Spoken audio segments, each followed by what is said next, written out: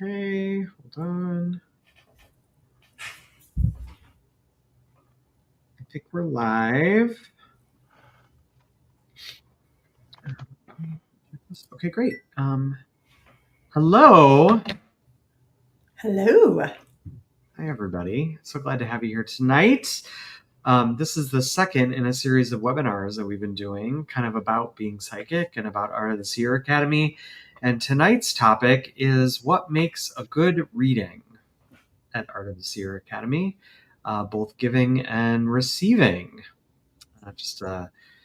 Hello to everyone watching this either live now or via the recording when we post it for streaming later.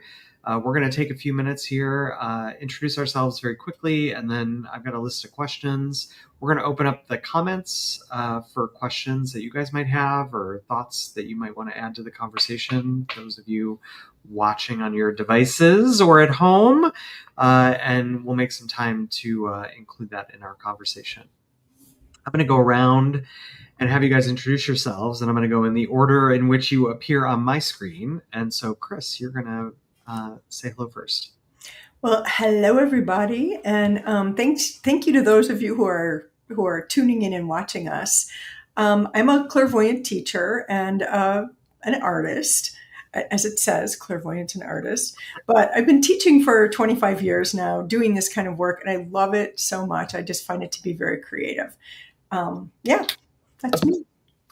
And Ryan. Hello, everyone. My name is Ryan Fukuda. I am also a teacher, clairvoyant teacher.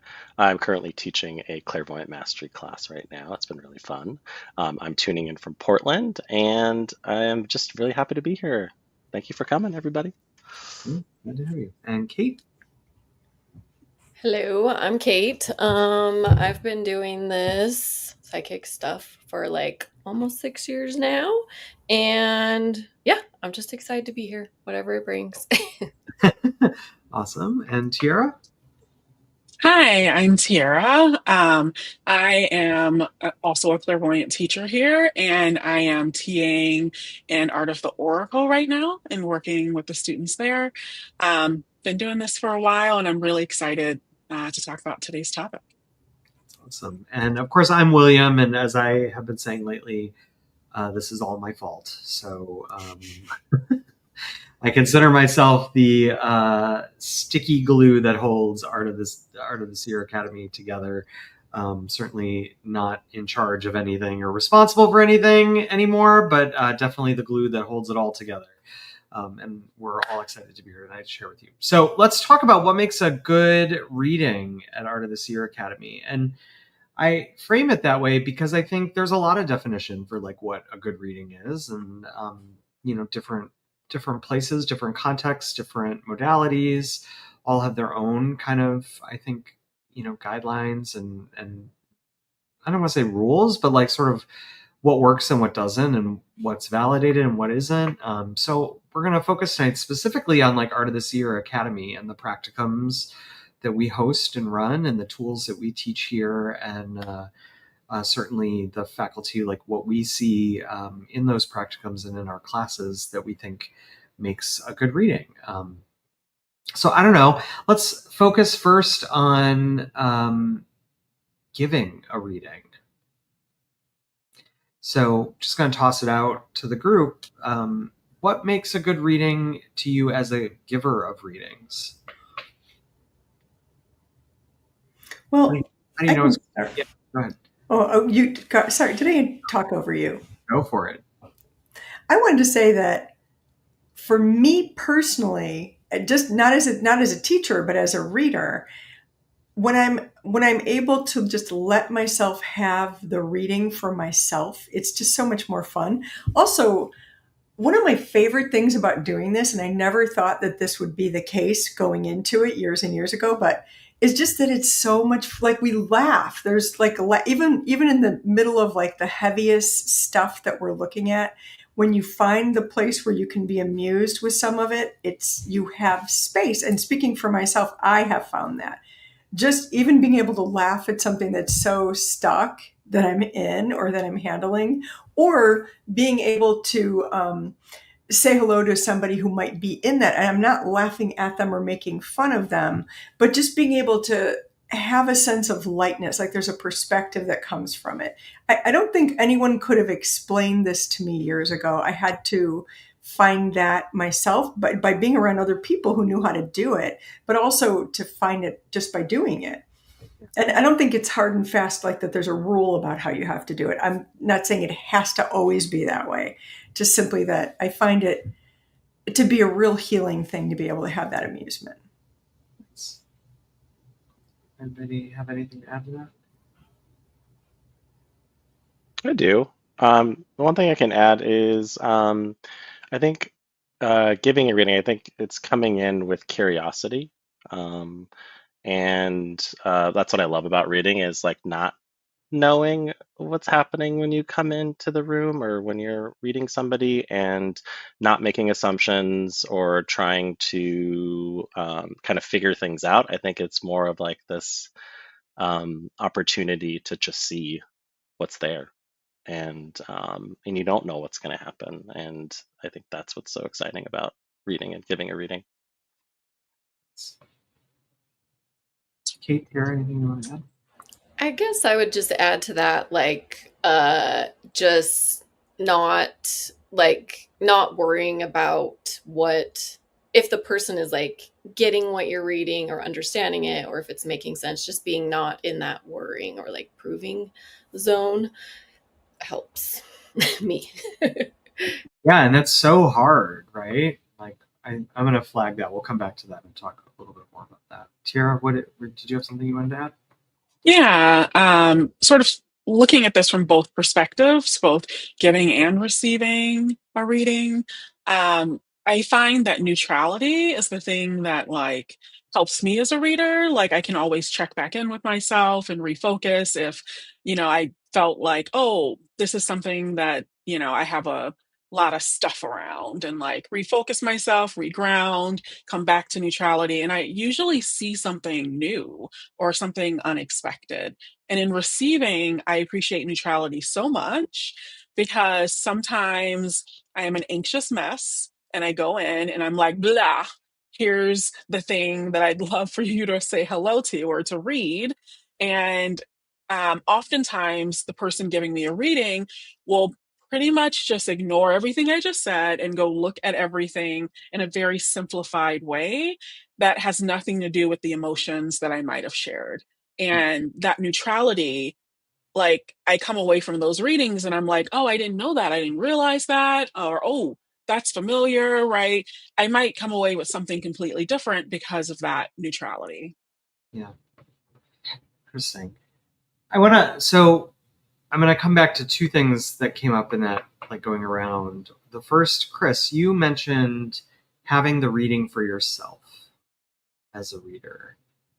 And I think to maybe some people who are watching that, like, I don't know that people understand what that means.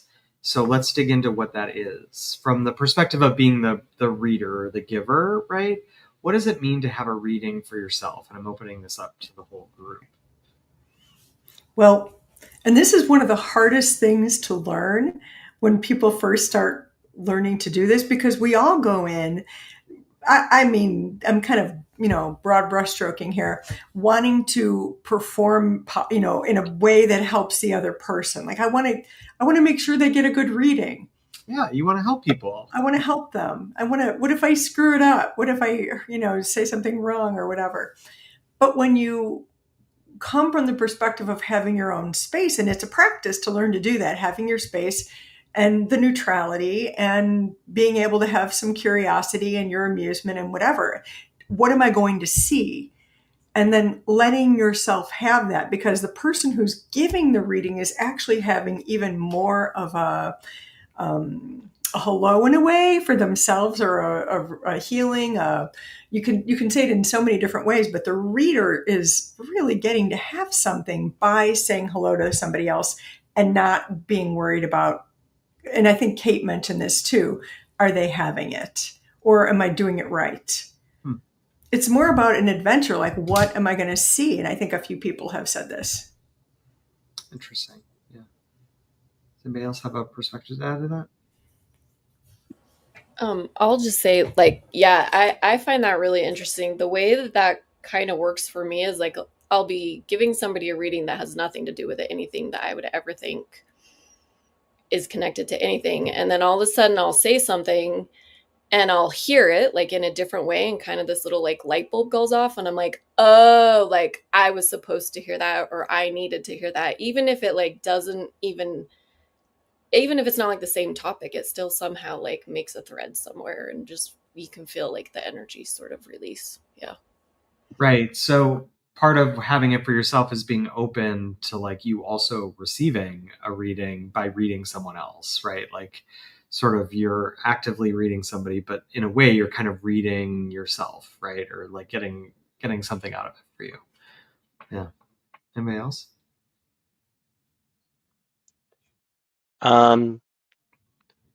People ask me a lot if I'm drained after a reading, and a part of what I say to people a lot is like, no, not drained at all. And partly it's because of the way I'm doing it and the way we do it, but also I'm doing because I want to be there, and I'm doing it because I love it. And having the reading for yourself is also just having the enthusiasm and fun to do this, and it's not about solving somebody's life or putting that responsibility on yourself. And I think having the reading means going in too and being able to just enjoy yourself and to be there because you love it, not because you have to solve somebody else's problem. And I think that's a part of that. Yeah. Love that. Right. Like when I was a kid, I remember, I loved creating theater. So like we would stay up all night building sets, right? And like never were we tired the next day, right? Because you're so in it, like you're doing the thing that you love. Yeah. Tara, were you going to add something? Yeah. Also, I've noticed that, because sometimes I'll go into a reading and I'm just like, I'm reading this person, and I'll have to reset myself sometimes and just be like, wait, this is also for you. Refocus, reshift. And when I do that, what I've discovered is it's so much easier to be in a place of curiosity, which is such a fun energy for me in a reading, because I literally don't know what I'm going to see. And I usually see something new and I'm just like, oh my God, that exists. Oh, whoa. And I get so excited during the reading about things, even to the point of it's so apparent that I'm also having it for myself. Yeah, that's what I would add to it. No surprise to you guys who know me well, but I tend to be a bit of a pragmatist about the whole thing. And like, I feel like I learn so much about energy and about how energy works and about how people get stuck and get unstuck and create and destroy. And like, I just feel like it's like a live, like class lesson every time I go into a reading. So one of the ways that I think of having it for myself is like, what am I going to learn today? Not just about this person, but about like how energy works and how people get unconscious and then get conscious or get unstuck to energy. And I feel like I'm kind of always learning something new.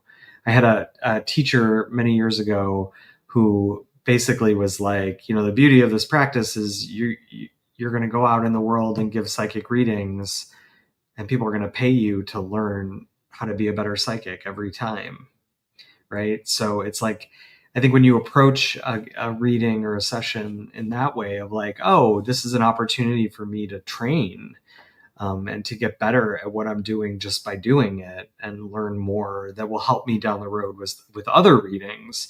I think that's an evocative like perspective to come at it from.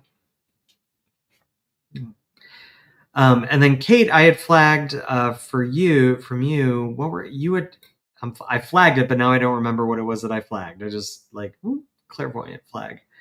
What was it that you had said? I think it was about like not worrying about what the person, if the person is having it, or like having to prove it, or Yeah, let's talk about that, because I think sometimes there's confusion in that concept of like not getting caught up in if it's landing right, or if it's resonating, or if you're doing a good job. There's a difference between that and between just like doing whatever the fuck you want and not caring about it, the other person at all, right? Like and I don't know that I quite understand really the difference. I just know the difference exists. So maybe let's dig into that a little bit. What is it like? What does it mean to not be tied to the outcome of a reading and to be more invested in maybe the process than the outcome? It's kind of how I'm starting to think about it.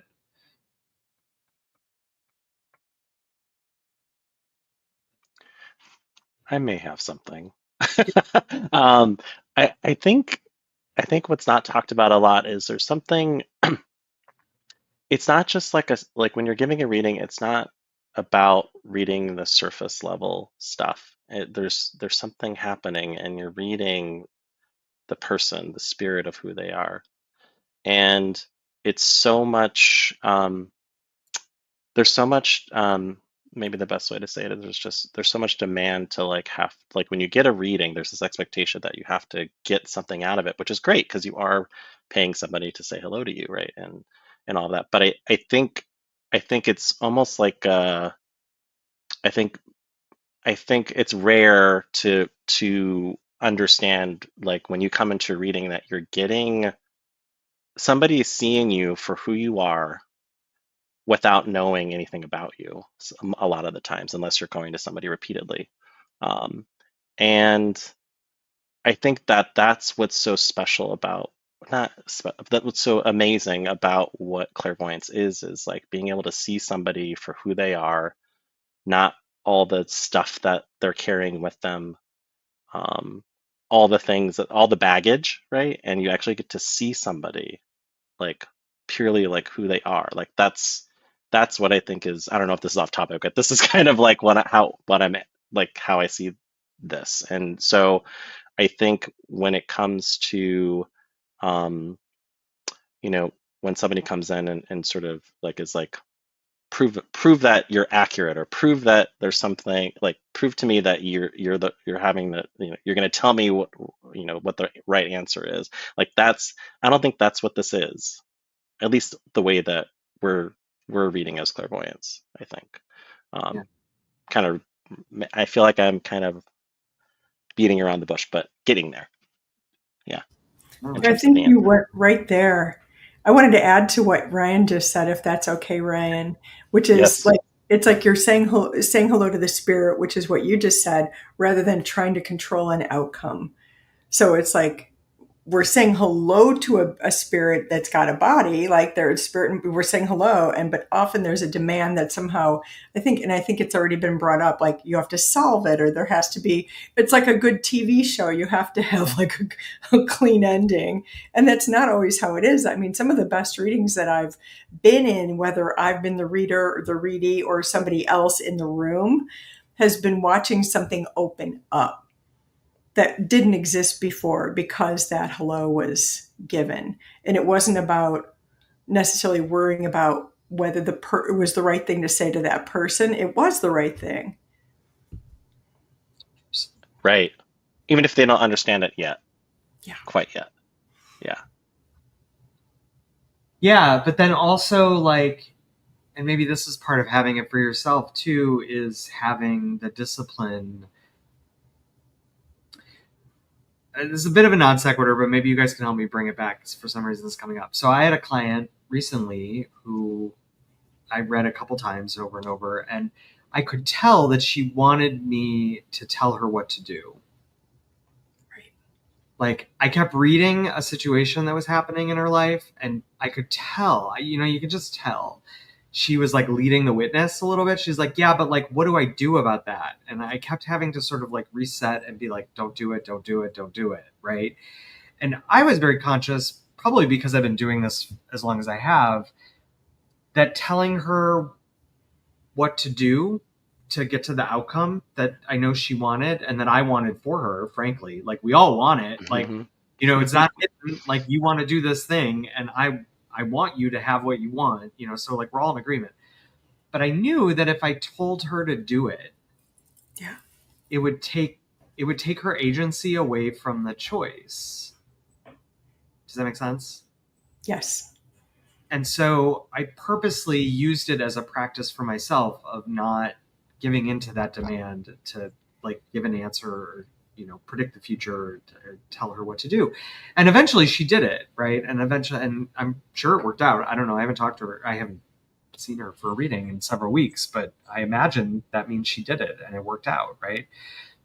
But I think about that in terms of this because I don't know. How does this link back? Well, I want to, if I can add a little bit to what you just said, it's that is the thing. We're also, when we're teaching people how to do this, we're saying we don't give advice and we don't tell people what to do and we don't predict the future because of that. But then it can be really compelling sometimes in a reading when someone's sitting there and they want that. I have told people directly a number of times, I won't tell you what to do. Like, because I can see that that's what is wanted. And the way you do it is different from what it would be if I did it. That's that's your call. Like, that's the thing. And sometimes people don't like that. They think that that's what a psychic is supposed to do. And I know that there are people who do. And there are other ways that we do help someone find the path they're taking, but I agree with you. It's like it takes it puts the karma right in my space if I tell someone what they should do, because I'm not neutral then. I'm not being neutral anymore. Well, and You know? as I think we've joked about before, like if you do that, you can't win either way, because if you do it and you're right, now all of a sudden you're a guru and you have all the answers and you're always right. And if you do it and you're wrong, you're a shitty psychic. So like you kind of like in a way you become sort of dehumanized by giving that answer in a certain way. Like you can't win that. Interesting. I think it's also just about like fine tuning like your own tools and your own trust for like the process, because I think there's a lot of variables when talking about this, because at first I was thinking about it in terms of like a paid client, where I think there is that like extra stress. But then, for example, like readings within the academy, I think everybody's more like on the same page. So it's being able to navigate like where the person in a way, because I've read people who have never had a reading before at all. And so they're wanting like some very specific, like super specific thing to happen. And it's like, well, that's not how that is. So I think it's like fine tuning, like just trusting that you have the process down, I guess. Yeah. Sure. Yeah, I would also add, for me personally, that a reading isn't about that. Like giving a reading is about that communication to that person about themselves. And it's about them being seen and about like me being seen. And that's what I find is always like the like magic, right? Where people walk away from readings and they're like, wow, you saw me, right? They're not concerned, most of them aren't concerned with getting an answer. They just want to be seen. And I find that so valuable in giving readings and even receiving them. Well, and that's part of the style and technique, right? Because somebody's going to come Mhm. in and be like, I want you to read this and give me my answer about, I don't know, buying a new car. And it's like, actually, that's not what you want. What you want is a hello to this and not like something else in your life, but more like there's this other unresolved thing in you that wants to be seen. And maybe that's totally related. And so part of what I find is like the technique and the skill that you learn the more readings you do is how to like consciously redirect attention to like Mhm. the thing that is actually wanting to be seen rather than the thing that everybody thinks wants to be seen. Yeah. And that's part of why I think you would train, right? Or you would work on your craft. I like, yeah. Oh, sorry. I was going to just say, add a quick little thing to what you just said, William. In my experience over the years, and maybe you guys have all experienced this too, sometimes the most important question they ask in the last 5 minutes of the reading. Yep. Always. So I have sometimes, because when I can see the energy really stimulated about something, I'll say, they'll be like, I have a couple questions. What should I ask you first? I'm like, the one you want to ask me last, start with that one. And then they'll laugh and then ask that one. And I, that's like the meat of it. That's like the big deal. whenever that happens, I'm always like, oh, you finally trust me enough to ask. Mm-hmm. Came for, and it took us 45 minutes to get there. Of course, and then you just cheated yourself out of like 45 minutes of looking at the real thing, right? So funny. Well, I also think like a great last thing I'll do before we switch to sort of receiving, because I think that's equally important. Great opportunity to just plug. I'm going to do a little advertisement for our practicums this year, because one thing, Kate, you just mentioned that I think is really worth bringing up is like when you're giving paid readings to people, there is a certain amount of pressure to perform and deliver that comes along with that. And so one of the things that I always thought was so valuable about practicum space is that there is no demand and expectation that you deliver, and that we're all in a learning experience together. And so like sometimes it's a shit reading, pardon my French, but like sometimes it's not that great. I've had students come up to me, like after taking some classes or something, and they're like, I was in a practicum and this person said this, and I think that was a bad reading. And I'm like, sorry, cool, okay, like, great, like, let's just all move on. Like, I'm sure you'll get a good one next time. Like, I like to think there's a lot of freedom and permission of movement in that space. And obviously coaching from the faculty is great, but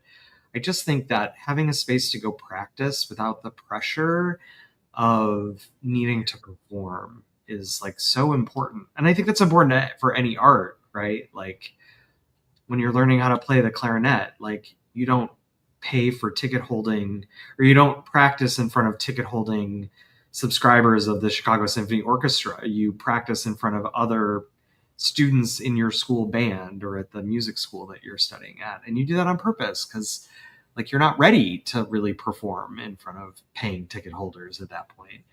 But then also, like, I think, to carry on my own analogy, I also think there's like professional musicians who play in community groups that are unpaid and more just like for fun or just to jam, because I think that also there's something you learn and get out of that experience. Yeah. All right, you want to talk about receiving? This is really why I wanted to host this workshop. The first part was like just to get that out of the way, but this is the thing I really wanted to talk about tonight. There is an art to receiving.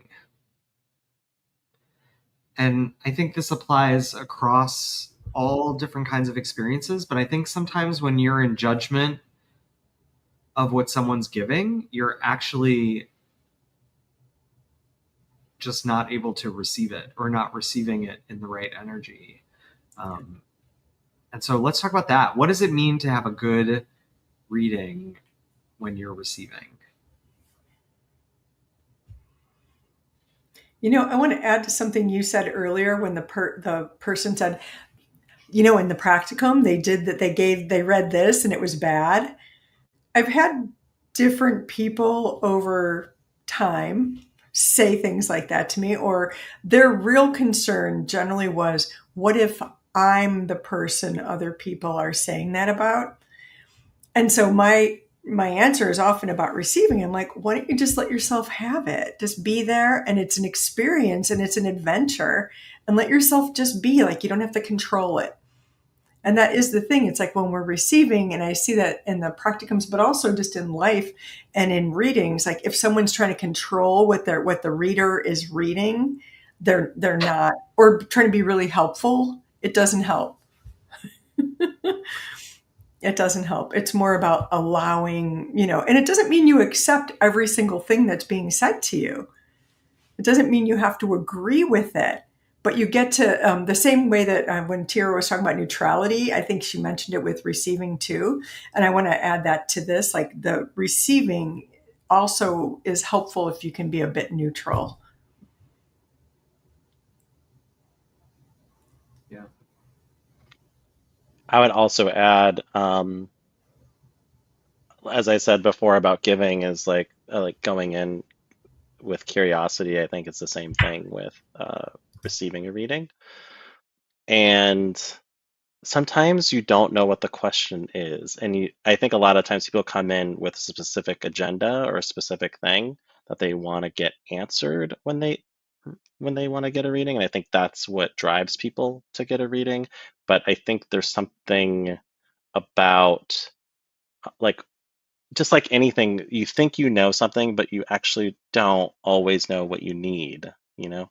And I think it's nice to actually go get a reading from somebody who isn't in all of your stuff in your life and can just see you, as we keep saying in this discussion, they just see the thing, like what's happening. They can see it from a place. When we talk about neutrality, it's like seeing it from a place of like not having judgment on it, not putting their emotions on it, not like trying to get it, like to see an outcome or to put something on you, right? Like they're just seeing things for what they are, not what they want to see or what you want to see. And so sometimes that the answer to the question, or when somebody's reading something, is not the answer that we want to hear, or maybe there's something like really awesome that comes out of a reading because you're not going in there trying to control the reading, right? You're going in there with curiosity and like, what are the possibilities here? Like, and so I could, like, a lot of the times when I do readings, I don't necessarily say like, and this is just with my own clients, like you don't necessarily need to have a question, just come in with a theme, or come in with something that you're really interested in so we can explore that, like without trying to like get so specific that then we're missing out on everything else. Right. Like to sort of bring that forward into like a different picture too. It's like, you can get readings when there's no problem. Yes, exactly. You don't need to be in a crisis to get a reading, right? Like what could you have if you just had someone say hello to what's going on with you in spirit? Like how, I mean, we all, I think, practice that with each other and with our sort of like colleagues, which is to me, the value of being in a community like this is like just getting communication from outside of me and perspective on what's happening with me. And then that's there when you have a crisis. But like, yeah, like you were saying, Ryan, like you don't need a problem to get a hello. Mm-hmm. That's like what we have people do a lot in practicums, but also in classes, and just validate and take a look at the growth, like the growth period. Where are you growing? What's changing? Or what you might be surmounting, trying to get past to have that growth or something like that. It's such a nice hello. It's also fun to get specific too. I'm not saying that it's not, yeah, like asking a really like specific question isn't fun too, and that you're not like, we can read the energy of anything, so that's not the issue. It's just more of coming, again, goes back to the coming in, not having an expectation, but coming in with curiosity. Yeah. I also think, like, the last thing I'll say, and then if anybody else has anything to add, I think oh, I just lost it. Oh my gosh, you guys. I had it. Where'd it go? Just out the door. Save me. Save me, Kate or Tiara. Do you guys have anything to add here? Yeah, as everyone's been talking, has been thinking on it, and part of what I've noticed is for a readee or for someone receiving a reading, um, sort of self-awareness, being aware of the energy they're in, right? What are they bringing to the reading when they show up? Like, are they flamed, right? Or are they little bubbles of sunshine? Like, just having that self-awareness. Um, I haven't like spoken to anyone about this, but part of me in my mind is like, oh, it'd be really cool if someone took like 5 minutes right before reading just to like ground or journal something out real quick in a way to decharge what could be stimulated within them if they're coming into a reading. I think those are like really great tools, but also with the self-awareness, being aware of, and this includes myself, like what's happening inside of me during the reading, What are the sensations in my body? What am I noticing where are my thoughts going? Like they might be related. I don't know. Like, and then also pulling myself back, or, anyone could probably do this for themselves too. But when I notice that, like, oh my goodness, I'm really anxious for an answer, and that's not what I want to be right now. And like, that's not why I'm doing this. And I have to like, be like, breathe, just let it go, relax, just receive what it is and just let it go. But I think that's a good reminder for anyone receiving too, to just breathe through that. And it happens, right? You don't have to judge yourself about it. Yeah. Yeah. I guess what I would add to that just a little bit is like one thing, like I do sometimes like to ask like specific questions, but I also, like Ryan was saying, I like to just be like, okay, just tell me what you're seeing, because again, it kind of goes with that self-awareness. Like I can think that I know like what's going on in my space, and I might, and I do to some degree, but then what I love about receiving readings is like there's always something else or some other little aspect, or like it ties to something else that you weren't really seeing. So I think just being open to being curious and to what the reader is seeing is really good. Yeah. Yeah, I remembered what I wanted to add to that, which is part of, I think, receiving is knowing that being in an experience and understanding an experience are two separate things and cannot happen at the same time.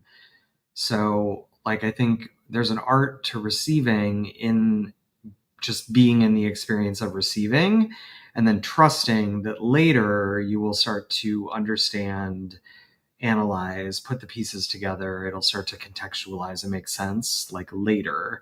But that doesn't necessarily happen. And sometimes I think can't happen at the same time as you're sort of living in the experience, right? Those are two different muscles, really. And I always get a little sad or disappointed when I watch like a client or somebody I'm reading struggling so hard to understand in the moment rather than just like listening and having the experience of the reading and then going away and sort of digesting it and trying to understand it. Like it's like it's like a stick shift. It's like watching them kind of like in the wrong gear sitting in a reading and trying to get out of that, and you can't, like, it's hard to explain that to somebody. So I think part of that art of receiving is knowing that difference. Cool. All right. Let's go to the chat. We got a couple questions here, but if you're watching the live stream and you have a question for the panel or anything about what we're talking about that you want to ask about, feel free. Let's see. First, I'm going to go Sam. Can you explain more about the difference between getting something out of a reading for yourself and having a match and the need to reset?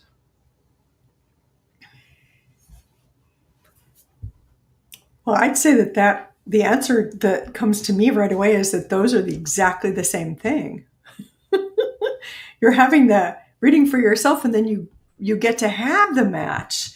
And then the gift is that you have the space to reset, because that's something that you're also being taught, which is take time to reset if you need to. I think it's all about having it for yourself. If you try to barrel past it and ignore it, you might not get to receive whatever it is you're having from the match, if that makes sense. Right. Like there's an inference in the question, and Sam, I'm going to kind of pick on you a little bit because I know you and I know you won't get too mad at me, but I'll sort of pick on this a little bit. There's like an inference in here that somehow getting sort of stimulated or triggered or lit up while you're reading is like a problem or in the way of you having the reading, when actually I think what we would say, like what Chris just said so eloquently that I'm going to now beat with a dead sock and make less eloquent, which is like that is having the reading for yourself. So those two things aren't exclusive. They're part of the same thing. Does anybody have anything to add to that? I think I would just add to just like reading can be uncomfortable sometimes. And if you're looking at something that is uncomfortable or that seems very similar to maybe what you're going through, or there's a thing, or maybe you don't know what's happening, it's like that, like, I don't think that's necessarily a problem. It doesn't mean that you're a bad clairvoyant but like you also have feelings and you also have tools that go along with that. So it's like stopping, like you're saying, in the question and being able to reset is important. But it's like also like this is a really awesome opportunity here because there is some sort of like thing that you're seeing that really relates to maybe what you're going through, and that has to also do with what they were saying, which is like you're having the reading for yourself when that starts to happen. Yeah. And that's, again, like I keep coming back, it's like that's why you would train, right? Mm-hmm. Because like of course it's a natural gift to be psychic. Of course we're all psychic in some way. It's just how much you want to turn that on. Um, but you train because what happens if you sit down in front of somebody and you see something hard and like I don't, what do you do with yourself in that situation, right? Like how do you communicate that with grace? How do you communicate it in a way that doesn't, like I think this is bringing us all the way back to the beginning. Like how do you communicate that in a way that doesn't seem punishing to the other person, or that energy is set right so that they can hear it and it can be a healing rather than confrontational, et cetera, et cetera. And that's what's so important, I think, about training. I would also add it gets better. It gets better, meaning like you don't always have a match like moving forward as you're training for a while. Like you start to like not have those, and that's also another thing that kind of starts to happen. Yeah. Doesn't I mean al- you're healed or better. It just means that like you've gotten through it, like the turbulence. Yeah, yeah. but sorry, Kate. Yeah. No, sorry. I also would just say like I feel like for me like having a match like they were really hard to see in the beginning, and then at some point it was like, oh, there's the match. Like it went from something that was like harder to see to something that was like exciting to see. You know? Yeah. Yeah, I just want to speak to the uncomfortability and like all the things that happen in your body as you're giving a reading, or you might experience in your space as you're giving a reading, the things that come up. They can also be signals, right, to what your match is, to the energy of the reading, um, also what's getting stirred up inside of you. And like, that's a great opportunity to take a moment and be like, oh, wait, hold on. I'm going to look at myself for a second. I'm going to work this really quick, and then I'm going to come back, right? And that's also having it for yourself, right? That's you literally being like, and me for a second. Yeah. Yeah, Yeah, you don't have to like spin out, right? You don't have to like spin out of control, and like you can actually like stop and like be like, oh yeah, like I'm here. I have a body. Like I don't need to like continue to perform here. Like I can take 30 seconds and like gather myself so I don't have to like spiral. Like you don't have to spiral if you're psychic. Like you can actually just be okay. Yeah, I like that brings up an interesting point about filling space in a reading with Oh, words, right. right? We haven't talked about this in a while as a group, but I think oftentimes in a reading there's that demand to perform and to show your value and to fill the space with just like word salad. It's like I just gotta like I always think of it like the frog with the top hat, like hello my baby, hello my darling, where it's like I just gotta keep the show going, so I gotta keep talking like to prove my value or prove that this is really happening. And difficult for me because I tend to be a little extroverted in my communication style. So like finding time to pause in a reading and let something that you just said sort of settle, right? Like let the energy settle of it, or take the time that you need as a reader to kind of see a little deeper into something rather than just immediately starting to talk about what you see. Like I think sometimes we rely on the words to do the work for us rather than being economical and efficient with our words, which it's like the difference between a David Foster Wallace novel and poetry. It's like sometimes a reading doesn't need to be a 10,000 page novel. It can be a 12 or 3-line haiku. Yeah. I want to add it to that if that's okay. I've started slowing down over the years, like with, because in the beginning I was like that. I mean, I thought I had to say all the things because that's what they're there for. But it's like repeating different concepts in a reading because it keeps coming up. You guys all know this. Like if you're giving a reading to someone and they might have a specific topic or theme or question, but then the same energy comes up in something else they want to know about. Like it's a basic underlying thing, and just finding different ways because I see it like I'm actually still talking to this same energy or the same picture, not in a condescending or negative way, just simply a really giving them space to hear it. We all know this. Like it's really hard sometimes to hear something the first time because it might be, especially if it's new or it's kind of like a surprise, it might be challenging, and people do need that space. I think the time and the just to have the space to really go into it. Yeah. That speaks to both giving and receiving in a certain way, right? Like just giving things space to be in relationship, including you and the person you're reading. Yeah, well said. I agree. I love that. Mm-hmm. All right, let's see. I'm gonna go. So Anna, I've got a question from Anna here.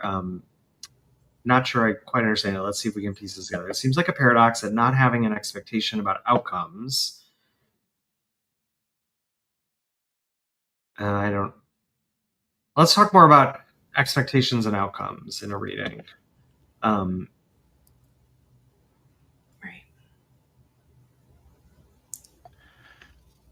The demand to solve, which we Yes. went into already, but like that is the expectation. Like, especially if a client's coming and paying for a reading and they're expecting to go away with their answer, which we've already also brought up, but it can be this, I'm going to go to the psychic who's going to solve my problem for me. And little do they know, if they're sitting in front of one of us, we're not doing that, but we're actually helping them see that they can solve their problem. Or maybe it's not even their problem and we're saying hello to that, and then all of a sudden they're like, oh, that's like more than I expected, like it's a big thing, but it's a hello. It is. I mean, I don't know. I'm going on here, but Oh no, that makes me think.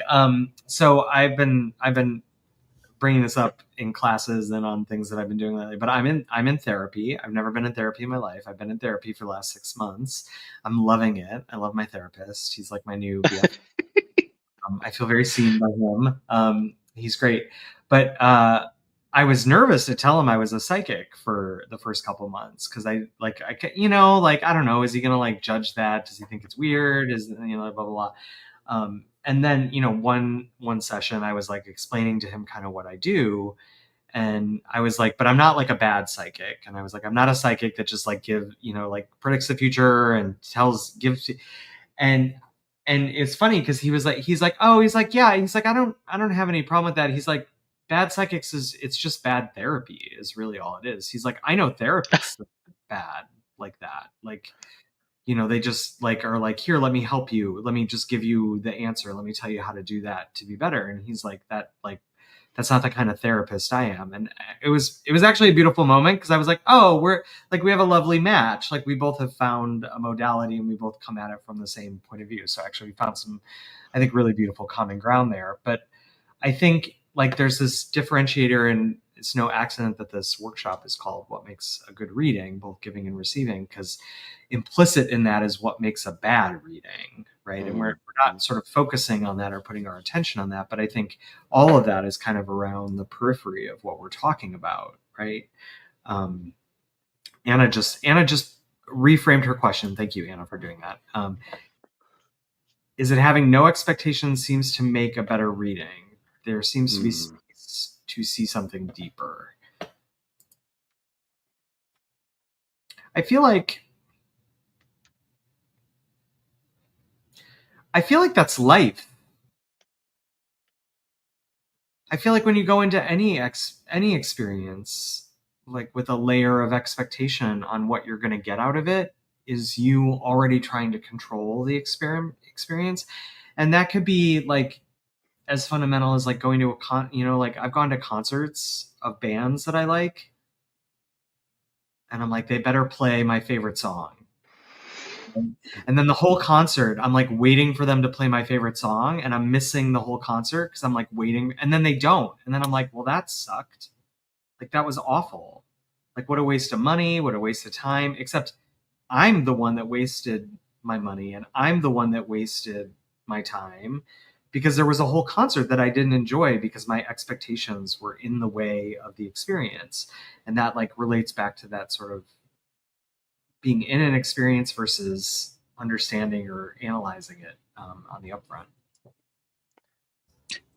I'd love to add that, like, there's two things here, but an example, similarly in life, I went for a camping weekend and I went in and was like, oh my God, I'm going to meditate every day. I know exactly what I want. I'm going to set the tone every day. I'm going to get what I want. Day one happened and no, I was in tears. I did not get what I wanted. And literally I was like, okay, you need to give up. And then the next morning I was like, I don't know, I'm going to try this one thing and we'll see what happens. I have no idea. And I gave up control about what was going to happen that weekend. I had the most amazing weekend. I didn't expect any of it to happen. And sure, I went in and I was like, yeah, I'd love to have these couple of experiences, but if they happen, they happen. And if they don't, they don't. I'm going to let go. And I think that there's a part of it is that there's a part of you, your spirit, who, and you are like creating experiences for you. So if you have things that you're going to, there's an experience that you might be wanting to have that you don't have words for. And sometimes it's easier to just show up and just be in whatever's happening than going in with a plan. Right. Like, Yeah. sometimes instead of solving the problem, the healing is stepping out of the problem and recognizing that like the problem's not real. It's just energy. And that can be, you can be given that healing in any number of ways, not just by somebody solving it for you. Right. And I got to say that some of the best concerts I've been to, I didn't know the band. I'd Right. never heard their music before. I would Yeah. never go to a concert of a band that I'd never. Well, I went to go see Patti Smith, who was opening at the Hollywood Bowl for Bon Iver. I'd never seen Bon Iver before. I fell in love with, their concert was amazing. I'm like, how come I don't know this band? It was many years ago, but I was like, wow. It was a nice surprise. I couldn't control Patti Smith. I'm like, yeah, I've seen her a few times. I love her. But also I want to add to the whole thing about the no expectations. Like, you can go in with a mock-up. You have a wish. Like, there's a specific energy that you might be like aiming for. It doesn't have to be like, these 3 points. It can just be, you have a mock-up. But it's not the same thing as an expectation. I do want to add something in there too, which is like this expectation to be validated or not validated in a reading. Sometimes, like as a giver, you're going, and receiver too, but going in and you're like, did I do a good reading? Did I do a good job? Or did I really mess this up and I'm just a bad reader? And I think that expectation to come in and expect one of those things, validation or invalidation, kind of gets in the way of actually the magic of reading. And so it's not that, so when you come in as a reader or as a readee, validation has nothing to do with it. So that's one of the things when I think of expectations, that's the thing that I think of right away, is like that validation aspect. It's like, this isn't about that, especially in the way that we're training here. It's like, I don't know. That's what I wanted.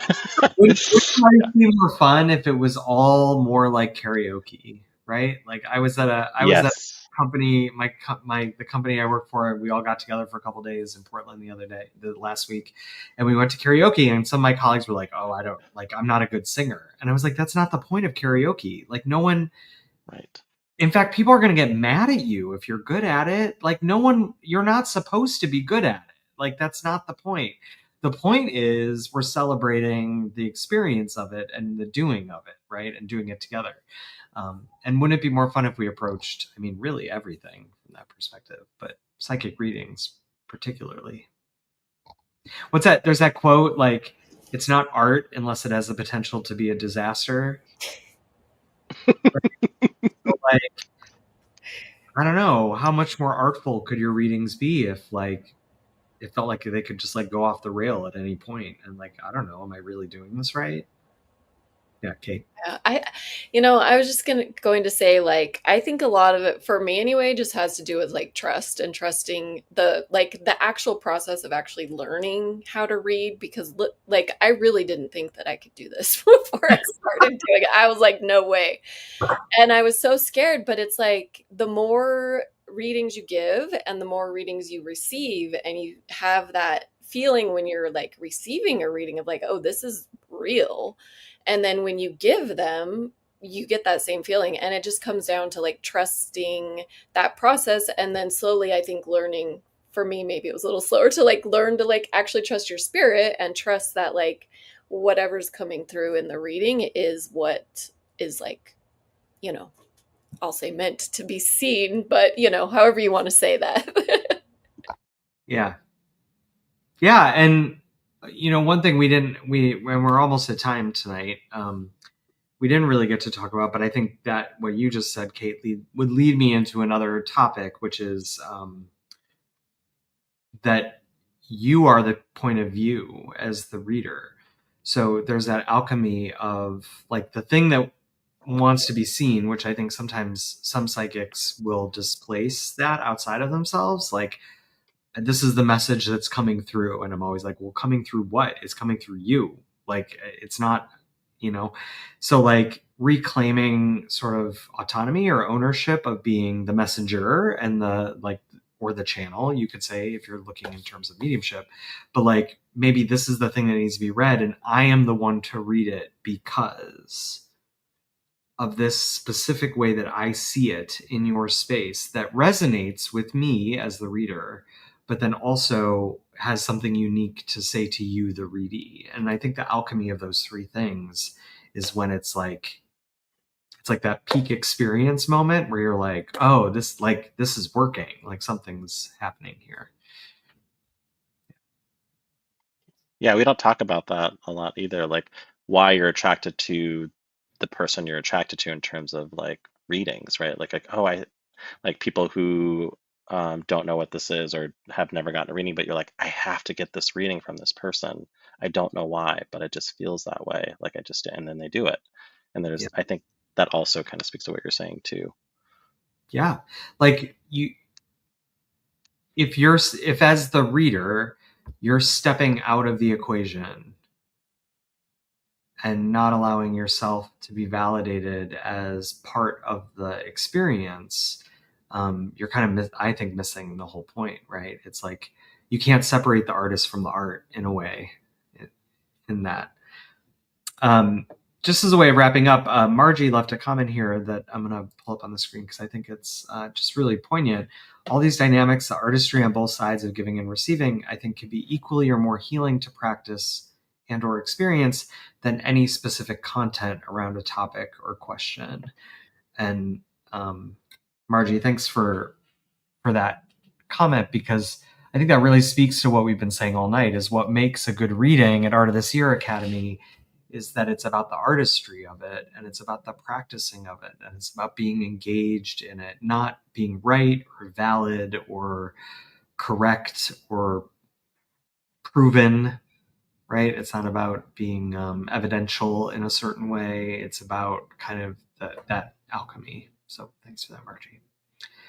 Want to thank all of you guys for being here tonight. Appreciate your time. Does anybody have any closing thoughts on the I just topic? want to say thank you. I don't really have a closing thought so much as I'm actually thinking more about what we'll talk about next time. But I will. Thank you. Thank you all. Cool. Anybody else? No? All right. Well, thank you to my panel. Thanks for everybody for watching. And feel free to be in touch if you have questions or want to look at upcoming classes, or come get some free readings in our practicum, which I think is the best kept secret on the internet. We give free readings every week to anybody who wants them. So come on in and get a reading from a cool psychic. All right, great. Thanks for being here. See you guys later.